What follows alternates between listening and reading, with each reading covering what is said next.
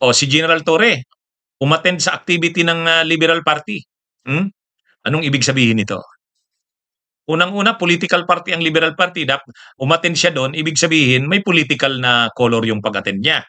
Ha? Bagamat dinideny ni Torre na walang politika doon, pero Liberal Party activity yun eh. Umattend siya doon. Tsaka maraming beses na siyang umaattend sa mga nung ma-release, matapos siyang matanggal bilang PNP chief, pagkalipas ng 2 araw, hindi siya lumalabas noon. Pagkalipas ng 2 araw, lumabas siya. Binisita niya, nag-umattend siya sa birthday ni Laila de Lima. Kaya mukhang ano ito eh. Mukhang sa liberal talaga ito sasama si General Torre. Pwedeng tatakbo siyang vice president.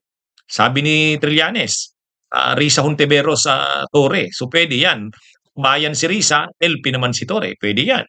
O kaya, baka tumakbo lang siyang senador, LP rin ang sasamahan niya. Posible rin yan.